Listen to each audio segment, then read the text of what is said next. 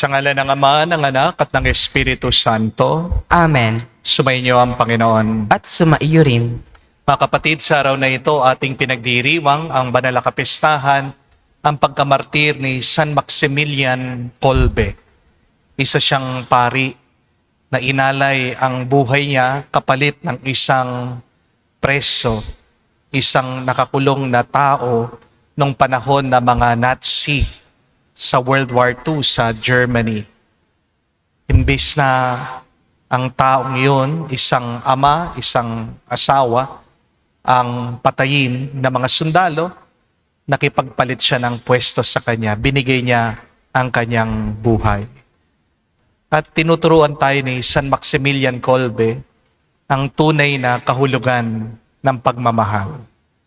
Ang pagmamahal ay hindi lang pagbibigay. Ito ay pagbibigay kahit na mahirap.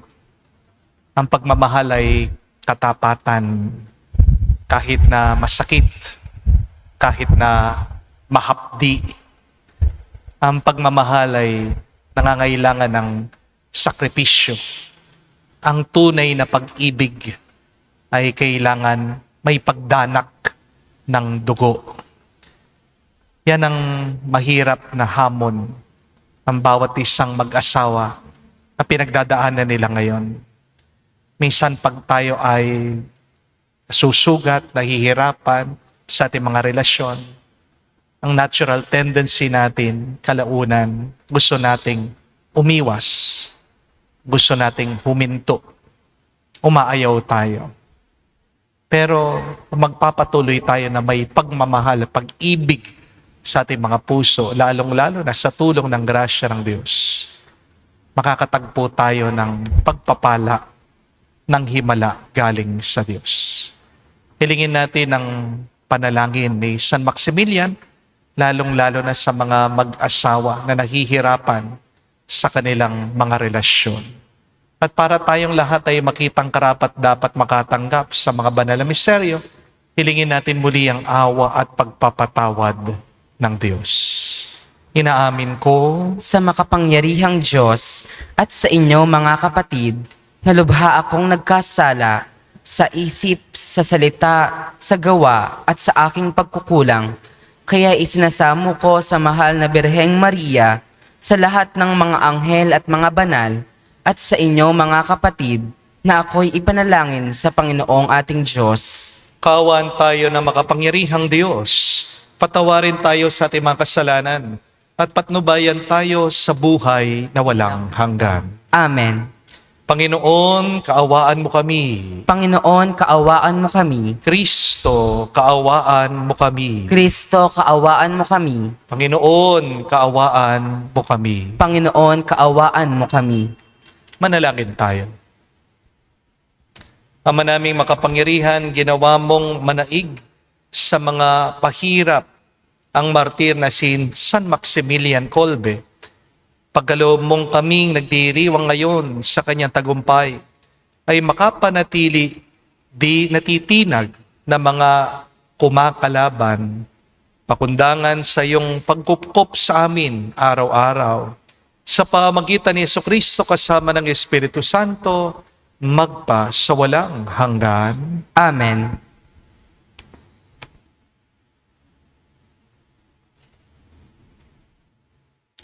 Pagbasa mula sa aklat ni Propeta Ezekiel. Sinabi sa akin ng Panginoon, "Tao, ipamukha mo sa Jerusalem ang kanyang kasuklam-suklam na gawain. Sabihin mong ipinasasabi ng Panginoon na kanyang Diyos, ikaw ay mula sa Kanaan, Amoreo ang iyong ama, at Hetea ang iyong ina. Nang ikaw ay silang, hindi ka pinutulan ng pusod, ni pinaliguan, ni kinuskos ng asin, ni binalot ng lampin. Walang nag-ukol ng panahon upang gawin sa iyo ang isa man sa mga bagay na dapat gawin. Wala man lamang naawa sa iyo. Basta ka na lamang inilapag sa lupa nang ikaw ay isilang. Nadaanan kitang kakawag-kawag sa sarili mong dugo. Sinabi ko sa iyo noon na mabubuhay ka at lalaking tulad ng mga halaman sa parang. Lumaki ka nga at naging dalaga. Maganda ang iyong dibdib. Mahaba ang iyong buhok, ngunit ikaw ay hubad. Nang madaanan kita uli, nakita kong ikaw ay ganap ng dalaga. At ibinalabal ko sa iyo ang aking kasuotan upang matakpan ang iyong kahubaran. Nangako ako sa iyo ng buong katapatan. Nakipagtipan ako sa iyo at ikaw ay naging akin. Pinaliguan kita, nilinis ko ang dugo mo sa katawan at pinahiran kita ng langis. Dinamtan kita ng may magandang burda at sinuotan ng sandalyas na balat. Binalot kita ng pinong lino at damit na seda. Sinuotan kita ng pulseras sa magkabilang braso at binigyan ng kwintas.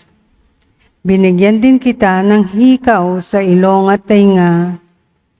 Pinutungan kita ng isang magandang korona. Nagayakan ka ng halahas na pilak at ginto. Ang kasuotan mo'y pinong lino, piling seda at telang nabubordahan ng maganda. Ang pagkain mo'y yari sa pinakamainam na harina. Pulot pukyutan at langis ang iyong inumin. Lumaki kang walang kasing ganda at nalagay sa katayuan ng isang reyna. Natanyag sa lahat ng bansa ang iyong kagandahan, pagkat lalo itong pinatingkad ng mga panamuting iginayak ko sa iyo. Ngunit naging palalo ka dahil sa iyong kagandahan. Ano pat nabayo ka sa pagiging patutot at ang sarili mo'y ipinangkin sa lahat ng makita mo. Gayunman, hindi ko na rin kalilimutan ang ginawa kong tipan sa iyo nang ikaw ay bata pa. Ngayon ay gagawa ko ng tipan para sa atin. Hindi ito masisira kailanman. Sa sandaling ipatawad ko ang lahat mong kasalanan. Matitikom ang bibig mo dahil sa laki ng kahihiyan. Ang salita ng Diyos. Salamat sa Diyos. Galit ng Diyos ay naparam, pinatawad niya ang tanan. Galit ng Diyos ay naparam, pinatawad niya ang tanan. Ang Diyos ang siyang nagliligtas sa akin. Tiwalang-tiwala ko at wala muntimang pangamba, sapagkat ang puon ang lahat sa akin. Siya ang aking awit, ang aking kaligtasan. Malugod kayong sasalok ng tubig sa batis ng kaligtasan. Galit ng Diyos ay naparam, pinatawad niya ang tanan. Magpasalamat kayo sa puon. Siya ang iyong tawagan. Ipaalam ninyo sa mga bansa ang kanyang ginawa. Ipahayag ninyo ang kadakilaan ng kanyang pangalan. Galit ng Diyos ay naparam, pinatawad niya ang tanan. Umawit kayo ng papuri sa puon, sapagkat kahanga-hanga ang kanyang mga ginawa. Ipahayag ninyo sa buong daigdig. Mga anak ng Siyon, umawit kayo ng buong galak, sapagkat nasa piling ninyo ang dakila at banal ng Israel. Galit ng Diyos ay naparam, pinatawad niya ang tanan.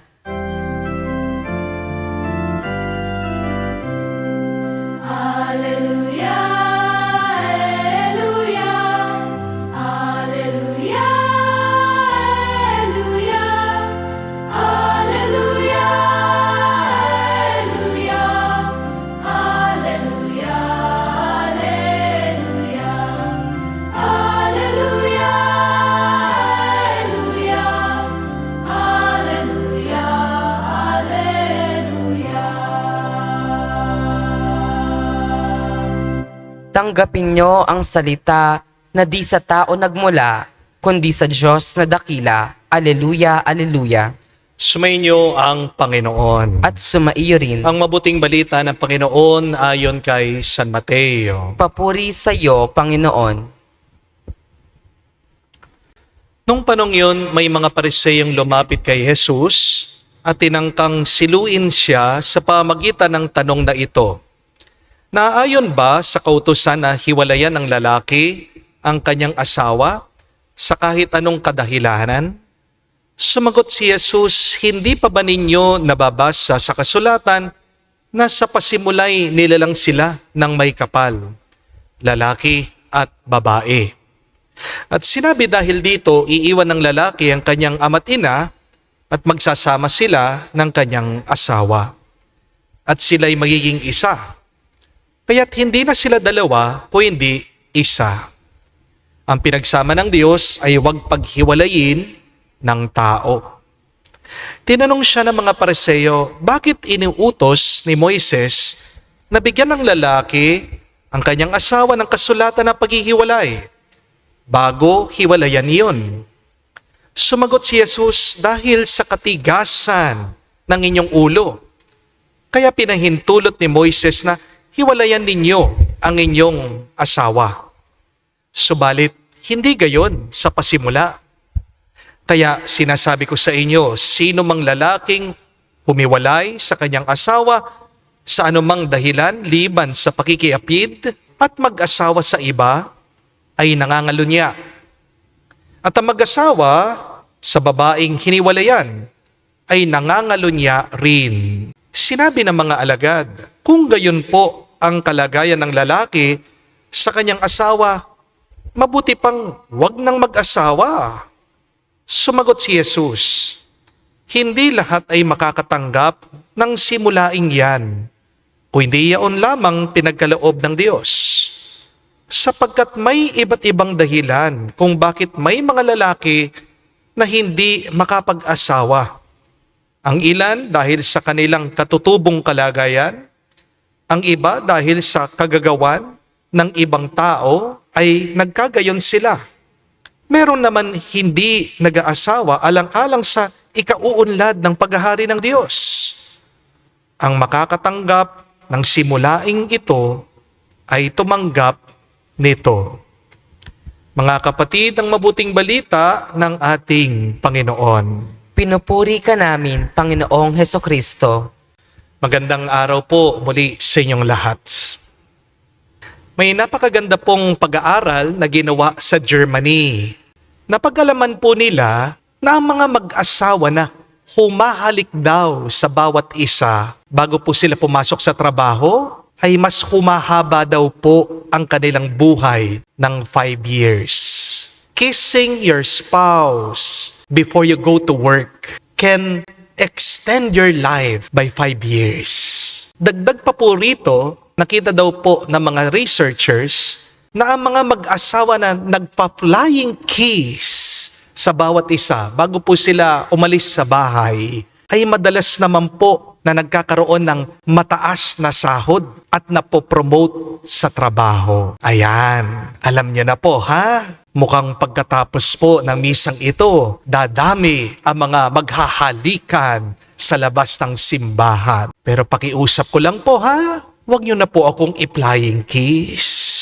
Taken na po ako ni Lord. Asawa niyo na lang po ang ikis niyo. At kung matagal niyo na pong hindi hinahalikan ang asawa niyo, baka magandang simulan po ito muli. Baka hindi man po agad humaba yung buhay niyo, pero sigurado ako, nakakahaba po yan ng pasensya. Amen? Pero mga kapatid, sa likod po ng biro, may isa pong seryosong tanong ngayon.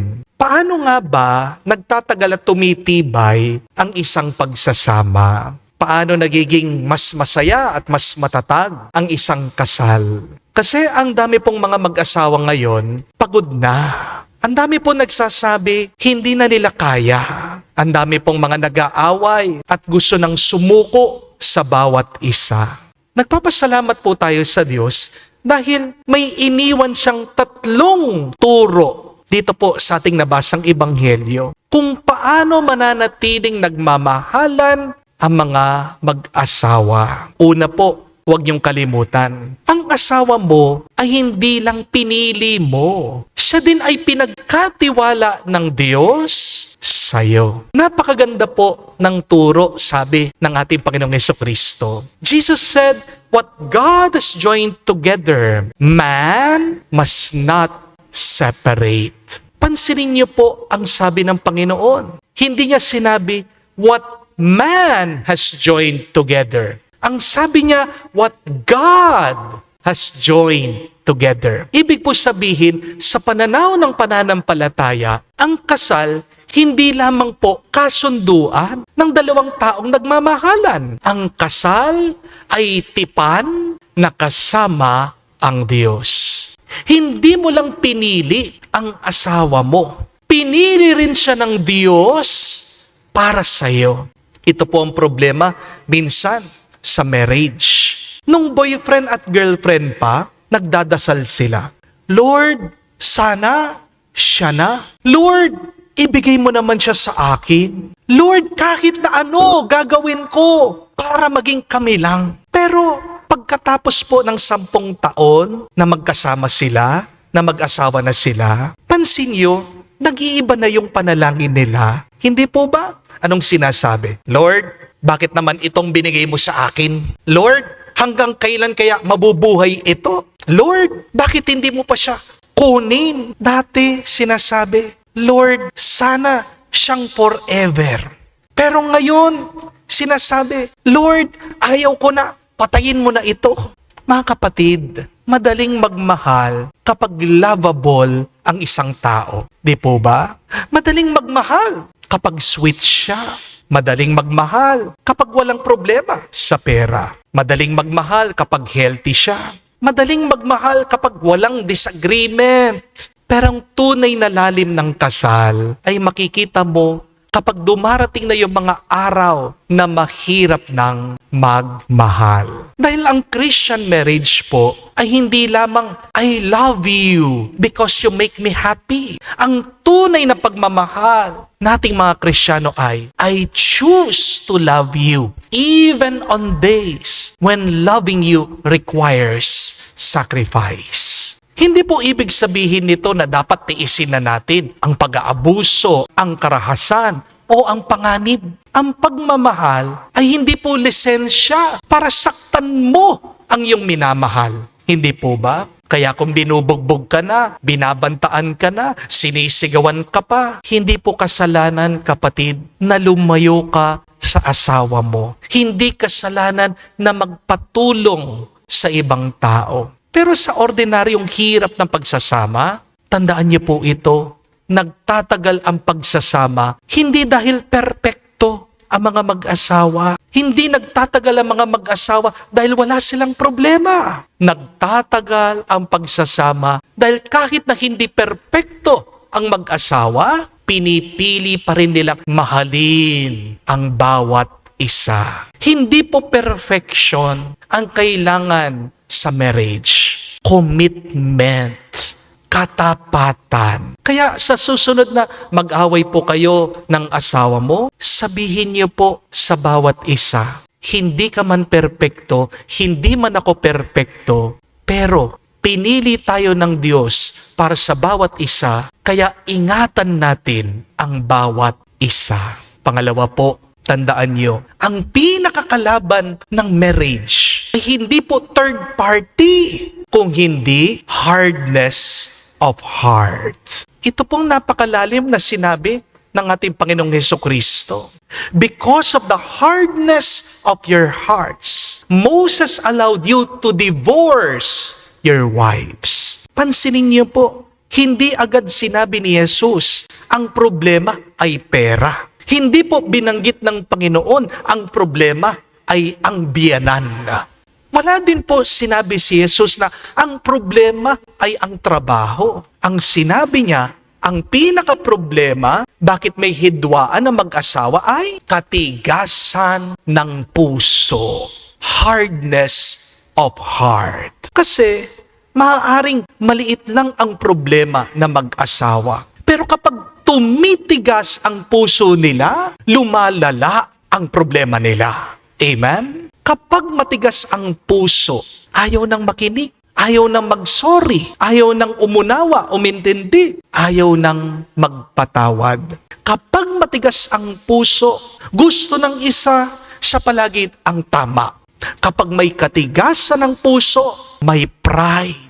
At mahirap magmahal kapag may pride. Kapag matigas ang puso, naaalala lahat ng pagkakamali ng asawa. Ginagawang bala para sumbatan ng kanyang asawa, para awayin ng kanyang asawa. Minsan ang problema ng mag-asawa ay hindi po kawalan ng pagmamahal. Ang pinaka-problema ng mag-asawa ay yung natitirang samang loob na hindi po inaayos, na hindi pinag-uusapan. Isipin niyo po ito. Kapag nag-aaway kayo, parang bato yan. Isang tampo, isang bato.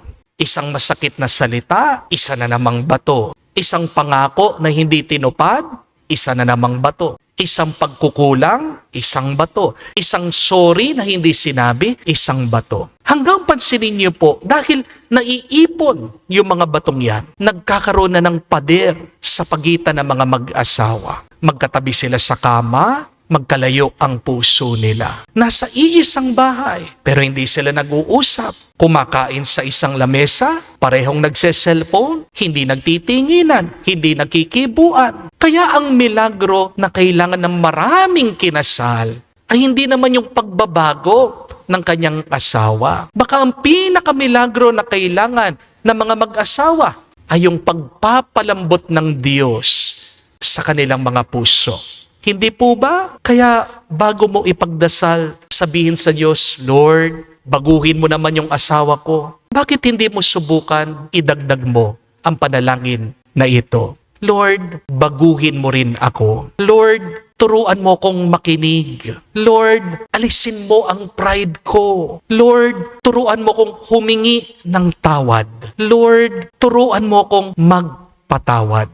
Hari nawa, lumambot po ang puso niyo sa pamagitan ng panalangin. Remember what I keep on saying to you, that the fruit of prayer is love.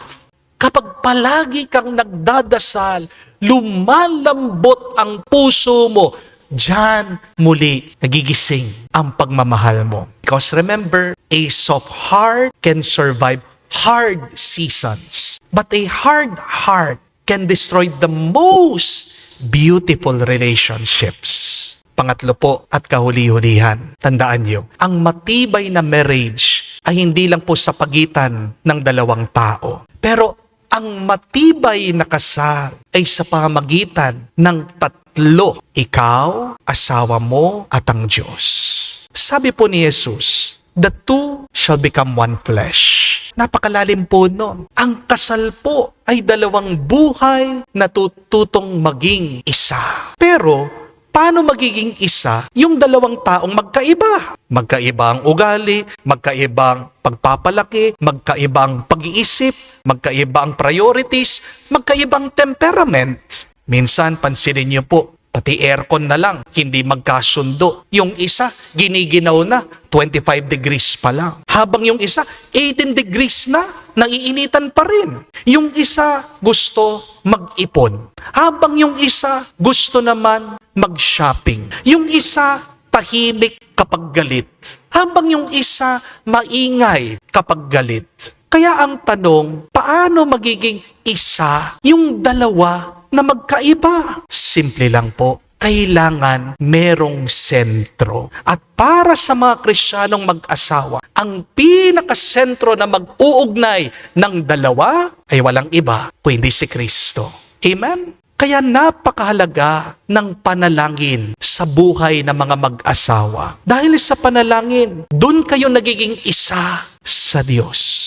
Mga kapatid, magdasal po kayo palagi. At higit sa lahat, kung kaya nyo, magdasal kayo na kasama nyo ang bawat isa. It's not enough to pray for your husband, for your wife. Please, pray together. Palagi ko po sinasabi yan, kahit na magkahiwalay kayo, yung isa nasa abroad, pag nagtatawagan po kayo, sana isingit nyo naman po, magdasal kayo na magkasama. Wag lang kayong magkomustahan, wag lang kayong magkwentuhan. Manalangin kayo. Yan ang nakakatibay ng pagmamahalan nyo. Amen? Hindi naman po kailangan na 1 oras kayong nagdarasal eh. Kahit na 2 minuto lang, pero kung galing sa puso, sapat na yan. Dahil tandaan nyo po ito, mahirap murahin ang taong kasama mong nagdadasal. Mahirap kamuhian ang taong pinagdadasal mo. At kapag nanghihina na yung asawa mo, ikaw muna ang manalangin. Kapag naghihina ka, hayaan mo naman yung asawa mo siyang manalangin para sa'yo. At kapag kayong dalawa mahina na, lumuhod pa rin kayong dalawa at humingi ng tulong sa Diyos. Dahil meron po mga problema sa buhay ng mag-asawa na hindi kayang ayusin ng pride. Meron mga problema sa buhay ng mga mag-asawa. Kahit na marami silang pera, hindi naaayos ng kayamanan. Merong mga problema sa mga mag-asawa, hindi maayos kahit na mag-away at mag-away pa sila. Pero merong mga problema sa kasal, kayang ayusin sa pamagitan ng biyaya ng Diyos. Amen? Mga kapatid, hindi po sinasabi ni Jesus magiging madali ang buhay mag-asawa. Pero kahit na mahirap ang buhay na mag-asawa, pwede pa rin itong maging masaya kung pipiliin nila na maging mabuti sa bawat isa. Kaya sa inyo pong lahat na mag-asawa na nakikinig ng homily na ito, sana naman mag-good morning kayo sa bawat isa araw-araw. Magpa-thank you kayo, magpa-sorry kayo palagi, mag-I love you naman kayo. Magyakapan kayo, maghalikan kayo bago kayo umalis sa bahay. At magdasal kayo palagi. Dahil ang matibay na marriage, nabubuo po sa mga maliliit na pagpili na pagmamahal araw-araw. Tandaan, a happy marriage is not a marriage without problems. A happy marriage is where two people keep on choosing to love, keep on choosing to forgive, and keep on choosing God. Kaya mamaya, sige po, halikan nyo ang iyong mga asawa. Pero wag lang sa labi. Halikan nyo sila na may respeto. Yakapin nyo sila na may pagpapatawad. At mahalin nyo sila na nandyan ang Diyos sa gitna nyo. Dahil ang tunay na sekreto ng matibay na pagsasama ay hindi lang po pagmamahalan. Kung hindi ang pagmamahalan, nakasama ang Diyos. At kapag tunay kayong nagmamahalan, kahit na mahirap, diyan kayo magiging salamin ng pagmamahal ng Diyos dito sa mundo hanggang marating nyo ang buhay walang hanggan. Amen. Tumayo po tayo, alay po natin sa Diyos ang ating mga dasal at panalangin. Ating sabihin, Panginoon, dinggin mo kami. Panginoon, dinggin mo kami. Ang simbahan naway tunay na maituro sa kanyang mga miyembro ang totoong dangal ng kasal at tulungan ang mga mag-asawa na manatiling magkasama sa banal nilang buhay mag-asawa. Manalangin tayo sa Panginoon. Panginoon, dinggin mo kami. Ang mga pinuno ng gobyerno at mga mambabatas naway magpatupad ng mga batas at tuntunin na nagtatatag ng tahanan at hindi sumisira nito. Manalangin tayo sa Panginoon. Panginoon, dinggin mo kami. Ang mga dumaranas ng mga pagsubok sa kanilang buhay mag-asawa naway makatanggap ng biyaya na makapagsumikap isabuhay ang kanilang mga pangako. Manalangin tayo sa Panginoon. Panginoon, dinggin mo kami. Sa katimikan po ng ating puso, sabihin natin sa Diyos ang ating mga personal na pangangailangan. Diyos, ang pag-ibig, nilikha mo kaming lalaki at babae upang ipagpatuloy ang iyong gawaing lumikha. Ang pagmamahal namin sa isa't isa naway sumalamin sa iyong pananahan sa aming buhay. Hiniling namin ito sa pamagitan ni Kristo, aming Panginoon. Amen.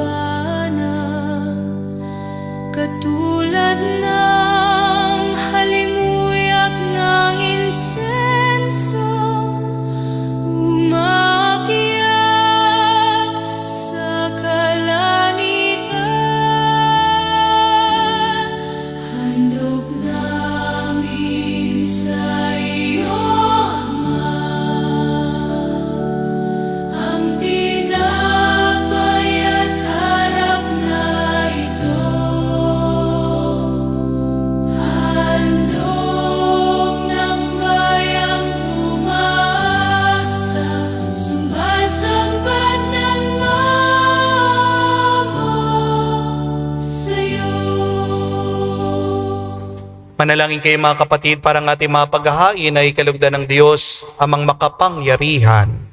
Tanggapin nawa ng Panginoon itong paghahain sa iyong mga kamay, sa kapurihan niya at karangalan, sa ating kapakinabangan at sa buong sambayanan niyang banal.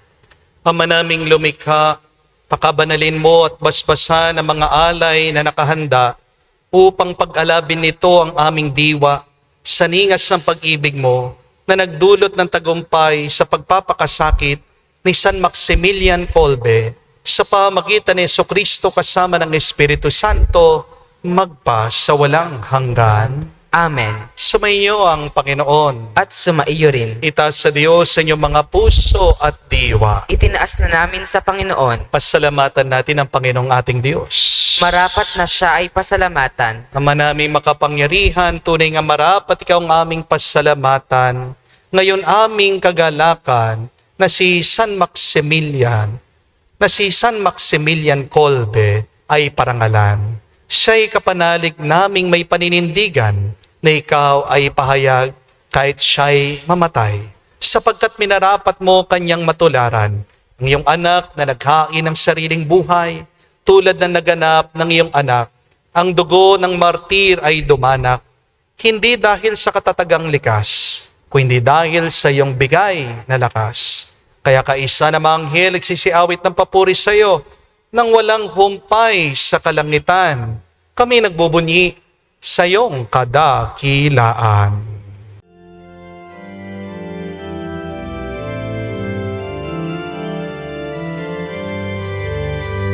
Santo, Santo, Santo, Panginoong Diyos ng mga hukbo, napupuno ang langit at lupa ng kadakilan mo. Hosana, Hosana, sa kainasan, pinagpalang na paririto sa ngalan ng Panginoon. Hosana, Hosana, sa kainasan. Hosana, Hosana, sa kainasan.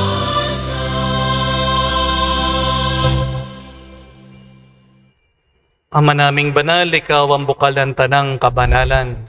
Kaya't sa pamagitan ng iyong Espiritu, gawin mong banal ang mga kaloob na ito upang para sa amin maging katawan at dugo ng aming Panginoong Heso Kristo.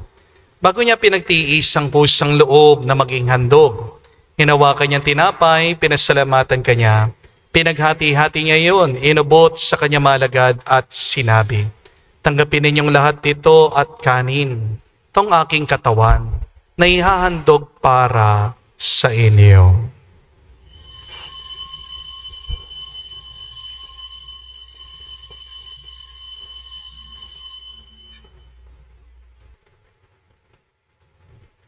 Gayon din naman nang matapos ang hapunan, hinawakan niyang kalis.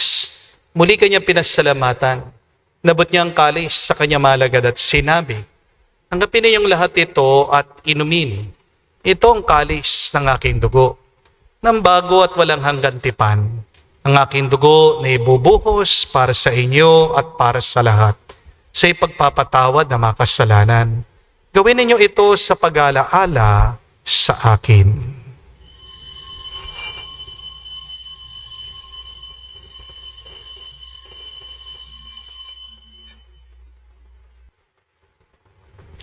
Ang misteryo ng pananampalataya.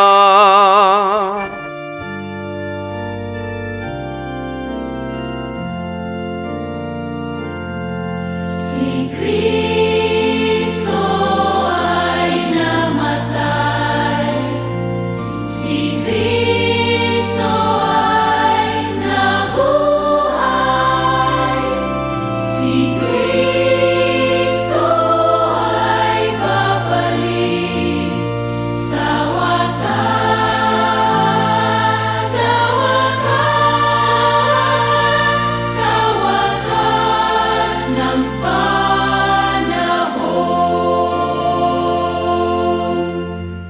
Ama, ginagawa namin ngayon ang pag-alaala sa pagkamatay muling pagkabuhay ng iyong anak.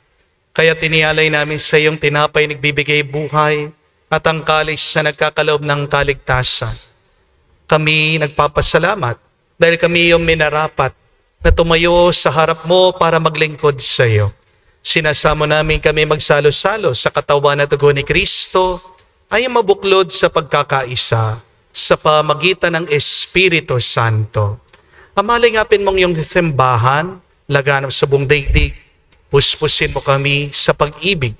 Kaisa ni Leon ang aming Santo Papa, si Florentino aming Arsobispo at ng Tanang Kaparian. Alalahanin mo rin ang aming mga kapatid na nahimlay. May pag-asang sila'y muling mabubuhay. Gayon din naman lahat ng mga pumanaw. Kawan mo't sila't patuloyin sa iyong kaliwanagan. Kawan mo't pagindapatin kaming lahat, makasalo sa iyong buhay na walang wakas. Kaisa na mahal na Birhen Maria, Ina ng Diyos. Kaisa ni San Jose ang kanyang malwalhating esposo. Kaisa ng mga apostol, lahat ng mga banal. Kaisa ni San Maximilian Kolbe na namuhay dito sa daigdig na kalugod-lugod sa iyo. May pagdiwang nawa namin ang pagpupuri sa ikararangal mo sa pamagitan ng iyong anak aming Panginoong Heso Kristo. Sa pamamagitan ni Kristo, kasama niya at sa Kanya, lahat ng parangal at papuri ay sa iyo, Diyos Ama, makapangyarihan, kasama ng Espiritu Santo, magpasawalang hanggan. Amen. Amen. Amen. Amen. Amen. Sa nakagaling na utos sa turo ni Jesus sa Panginoon natin na Diyos, ipahayag natin ang lakas, loob.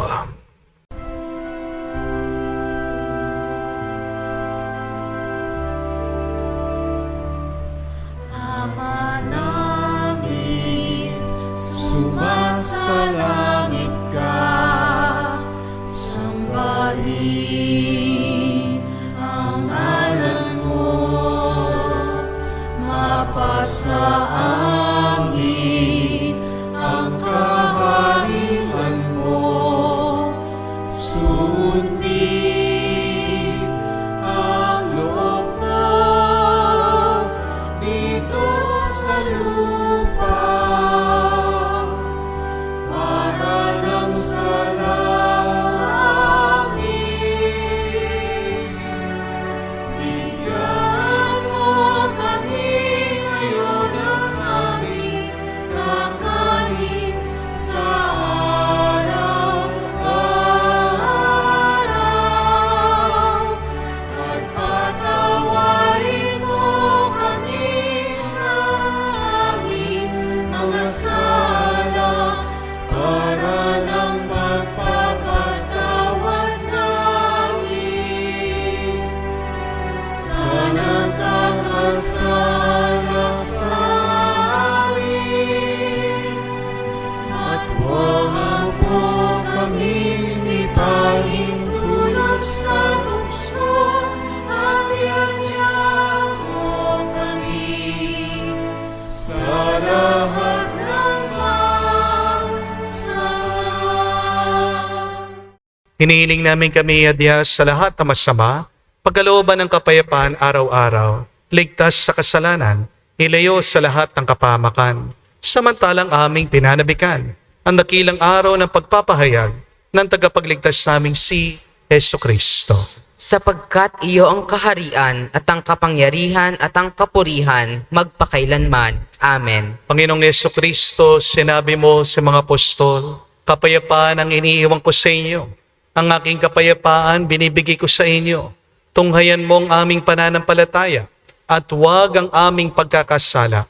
Pagkalooban mo kami ng kapayapaan at pagkakaisa ayon sa iyong kalooban. Kasama ng Espiritu Santo, magpa sa walang hanggan. Amen. Kapayapaan ng Panginoon ay laging sumainyo.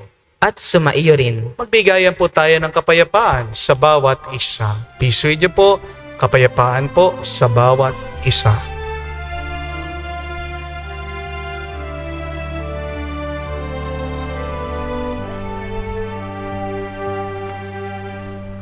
Kordero ng Diyos na nag-aalis ng mga kasalanan ng sanlibutan, maawa ka sa amin. Maawa ka sa amin. Kordero ng Diyos na nag-aalis ng mga kasalanan ng sanlibutan, maawa ka sa amin. Maawa ka sa amin. Kordero ng Diyos na nag-aalis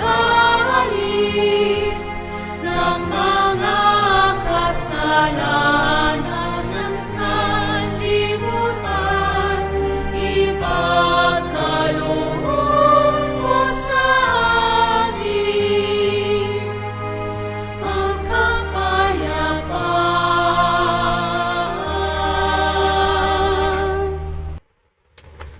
Mga kapatid, naririto ang ating Panginoong Jesucristo, ang Kordero ng Diyos. Siya nag-aalis sa mga kasalanan ng sanlibutan.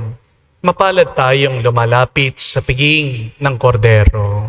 Panginoon, hindi ako karapat-dapat na magpatuloy sa iyo, ngunit sa isang salita mo lamang ay gagaling na ako.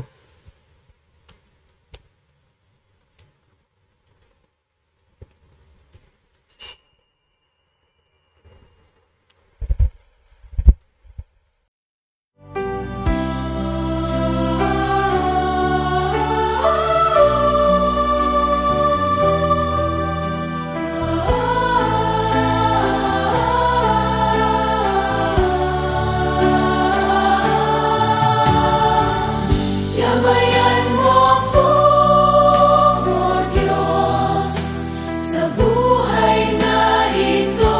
Ilapit mo ako sa pagmamahal mo. Dalhin mo ako, Panginoon, sa kalamitan. Buhay kasama mo. Alam mong pagkatao ko, wala akong matatago. Alam mong aking isipan. Alam ang lahat ng ginagawa ko, O Diyos. Gabayan mo ako, O Diyos, sa buhay na ito. Ilapit mo ako sa pagmamahal mo. Dalhin mo ako, Panginoon, sa kalamitan. Buhay kasama mo. Buhay kasama mo. Manalangin tayo. Ama naming mapagmahal, ang tinanggap naming banal na pakikinabang ay makapagdulot nawa sa amin ng katatagan na nagkaloob ng katapatan sa paglilingkod at tagumpay sa pagtitiis ng pagsubok sa iyong martir na si San Maximilian Kolbe sa pamagitan ni Jesucristo kasama ng Espiritu Santo magpa sa walang hanggan. Amen. Kapatid, tandaan niyo po ang tatlong aral mula sa ating Panginoong Hesukristo para tumibay ang inyo pong pagsasama.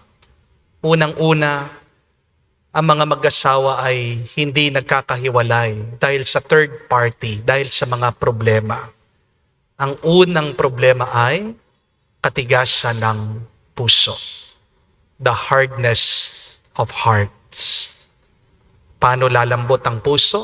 Sa pamagitan ng panalangin. Pero pangalawa, tandaan mo, hindi mo lang pinili ang iyong asawa. Siya'y pinili din ng Diyos para sa iyo. Ang iyong asawa ay pinagkatiwala sa iyo. Ang inyong pag-aasawa ay hindi lang kontrata, hindi lang kasunduan. Yan po ay pagtitipan. It is a covenant. Banal yan. Sagrado yan. Pero pangatlo, para maging matibay ang iyong samahan, wag lang kayong magmahalan, kayong dalawa. Ang dalawa ay nagiging isa sa pamagitan ng Diyos. Ang mga pinakamatibay na pagmamahalan ay love triangle. Sino po ang involved sa love triangle? Ang mag-asawa at ang Diyos. Imposible na kayo ay maging isa. Dahil magkaiba kayo ng gusto, magkaiba kayo ng pag-iisip, magkaiba kayo ng diskarte, pero nagiging isa kayo kung merong sentro, kung palaging namamagitan ang Diyos. Kaya huwag niyong kalimutan ang Diyos sa inyong buhay. Kapag ang mga mag-asawa palagi na lang concern, pera, palagi na lang concern, kanilang tagumpay, doon nila nakakalimutan ng Diyos. At pag wala ang Diyos sa inyong buhay, hindi magiging mabunga ang buhay niyong mag-asawa. Harinawa, mga kapatid, bago kayo magkahiwalay, bigyan niyo ng panahon, ayusin ang inyong pagsasama. Magdasal kayo, isama niyo ang Diyos, at hilingin niyo na lumambot ang iyong puso. Alisin niyo ng pride para magmahal kayo mas tunay, magmahal kayo ng buong katapatan, magmahal kayo na may tuwa at galak. Sumainyo ang Panginoon. At sumaiyo rin. At kayo'y basbasan ng Diyos, makapangyarihan sa lahat. Sa ngalan ng Ama, ng Anak, ng Espiritu Santo. Amen. Ang ating misa ay natapos na. Humayo kayo sa kapayapaan ni Kristo. Salamat sa Diyos.